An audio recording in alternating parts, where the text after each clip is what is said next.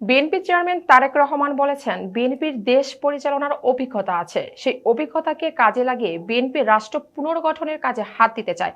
সোমবার রাজধানীর বনানীতে নির্বাচনী পথসভায় এমনটা জানান তিনি। এ সময় তারেক রহমান বলেন, নির্বাচন ঘিরে মানুষের অনেক প্রত্যাশা তৈরি হয়। বিএনপির কাছে সারা বাংলাদেশের মানুষের অনেক প্রত্যাশা রয়েছে। বিএনপি সেভাবেই পরিকল্পনা গ্রহণ করতে চেষ্টা করছে। পথসভায় ফ্যামিলি কার্ড ও কৃষি কার্ডের গুরুত্ব তুলে ধরেন তিনি। এ সময় দলটির চেয়ারম্যান আরও জানান, দেশের তরুণদের সঠিক প্রশিক্ষণের মাধ্যমে দক্ষ হিসেবে গড়ে তুলতে দেশজুড়ে আধুনিক প্রশিক্ষণ সেন্টার গড়ে তোলা হবে।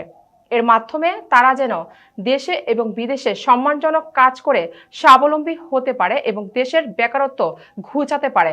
খালেদা জিয়াকে স্মরণ করে তিনি বলেন, স্বৈরাচারের সময় দেশ ত্যাগের প্রস্তাব দেওয়া হলেও খালেদা জিয়া দেশ ছেড়ে কোথাও যায়নি। খালেদা জিয়া জীবনে শেষ পর্যন্ত এদেশের মাটিতে ছিলেন, মানুষ ছেড়ে যাননি। সেজন্য আমাদেরও শেষ ঠিকানা এই দেশ।